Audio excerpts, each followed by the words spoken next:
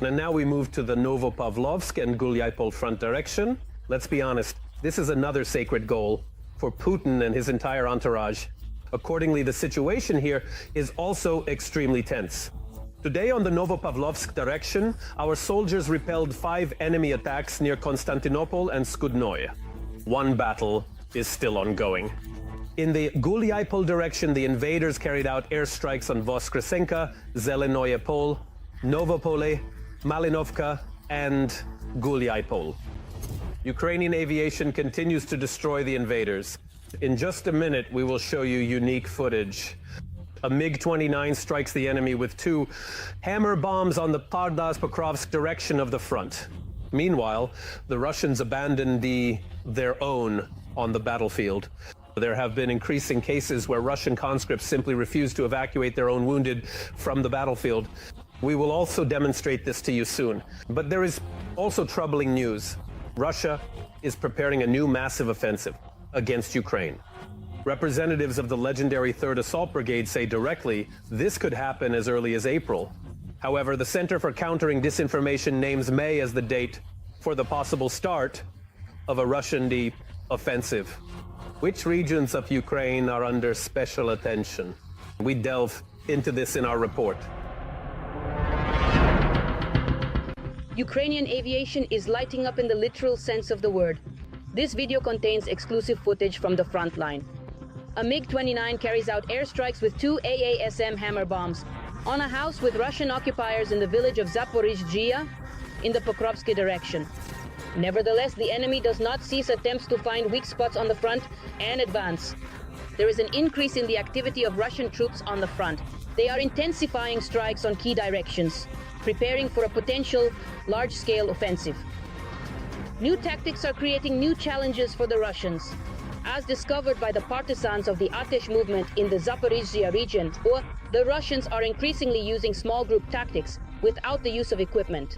Accordingly, in the event of an injury, no one will come to evacuate the occupiers.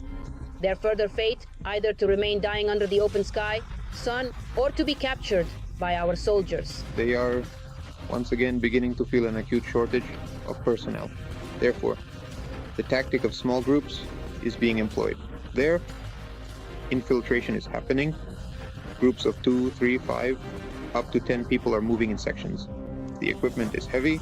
The impact zone practically does not extend to a depth of up to 5 kilometers.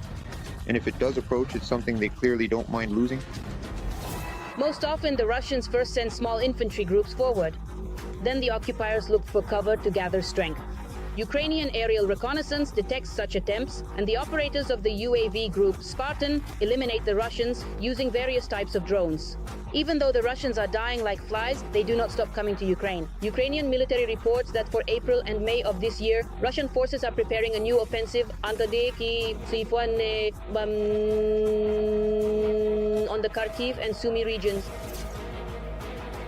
We definitely have information that the Russian Federation is indeed preparing an offensive for April. There are units currently located in the rear areas. In our direction, this is approximately 2 to 3 divisions.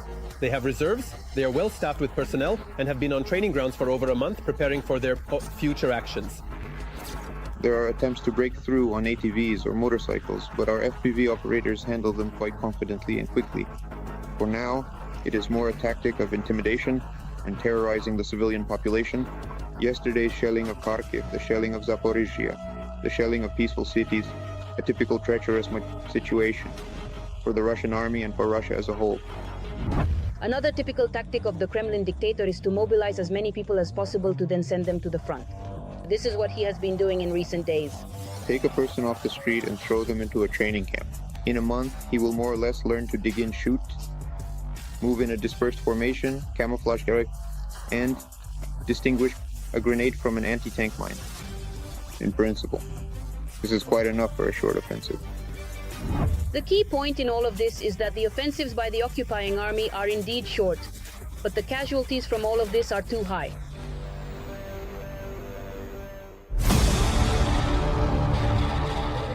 Now let's discuss in detail the situation on the Kupyansk and Lyman fronts. The Russian world continues to destroy, kill, and maim here as well.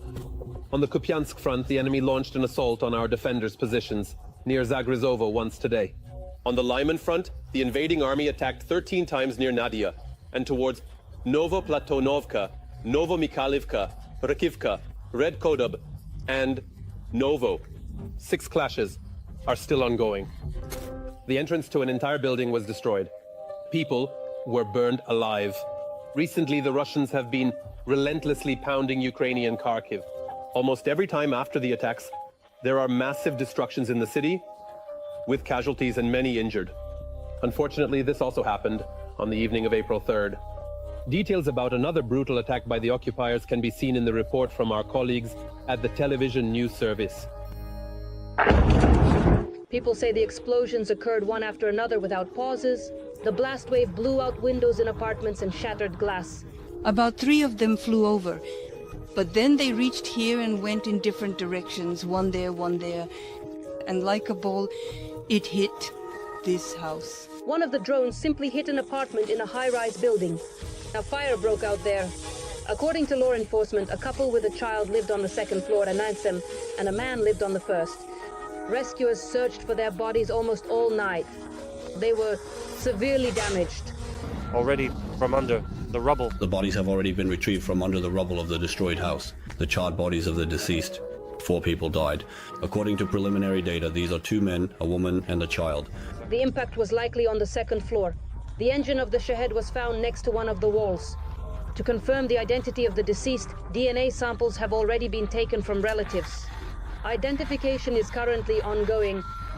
The mother of the deceased from the first floor was not at home that night.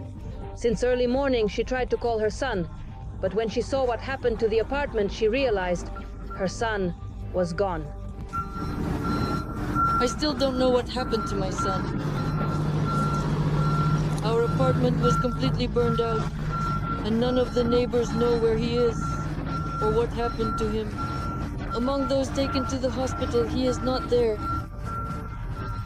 Most likely he perished.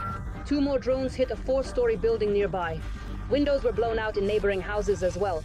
Irina, her husband and son barely managed to run to the corridor. They say this is what saved their lives. People, follow the rule of 2 walls. Because if we had been sitting in the room and not in the corridor, we wouldn't be here now. A total of 7 hits were recorded in Kharkiv. Most of the strikes were in the Novo-Pavlovsk district. Another hit an administrative building in Kolotnogorsky, where there were no people at the time of the attack. At the moment, more than 30 houses have been damaged. These include both apartment buildings and private houses. One family reached out to us. We have a dormitory in our district, and they are going there today. Since the beginning of the week, Kharkiv has endured 4 massive drone attacks. During this time, nearly 50 drones were launched over the city. The attacks caused significant damage and claimed human lives. That's all for today. But very soon, Front News will bring you new, unique materials from our journalists in the hottest spots of the war, gathered so that you know the truth. This was Vladimir Timoshenko with you. Take care of yourself and your loved ones.